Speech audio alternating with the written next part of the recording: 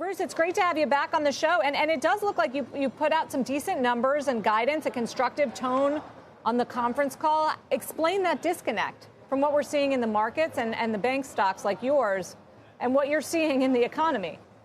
Yeah. So I thought we had a very strong quarter. So one of the things that was noteworthy is we closed on our investors acquisition. We had closed on HSBC acquisition in the middle of the first quarter. So we're hard at work in integrating those two and really pushing forward in the New York City metro area.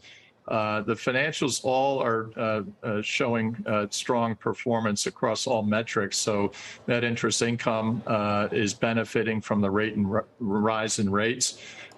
We also have the benefit of bringing those two balance sheets, or bigger now, and so we're benefiting from the higher spread income that goes along with those.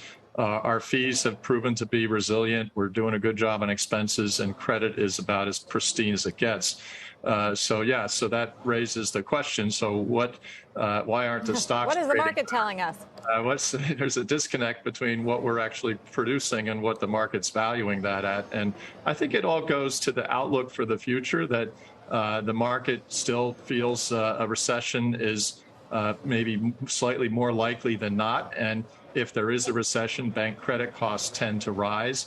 And so that's getting priced in. And folks are kind of holding back from actually increasing their exposure to an economically sensitive sector like banks.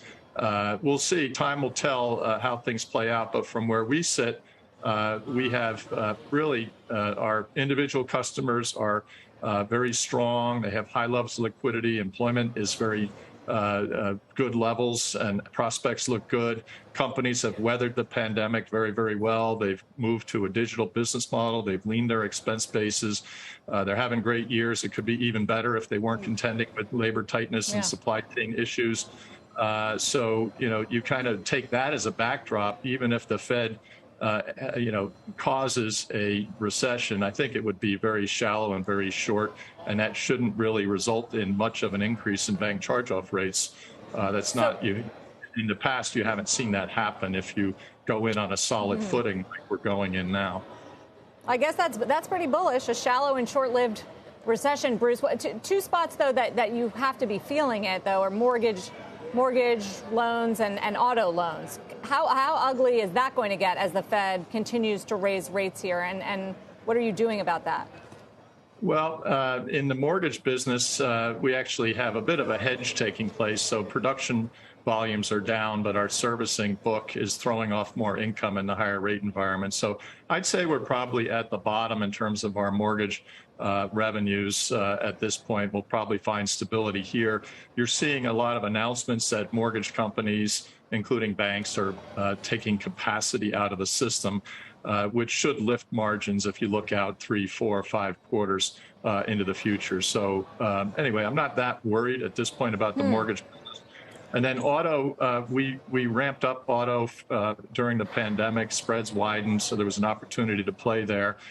We said today that we're now going to start to put that back on a glide path down. Spreads aren't as attractive, and so we see better opportunities to grow our balance sheet in some attractive areas. On the consumer side, home equity line of credit is interesting.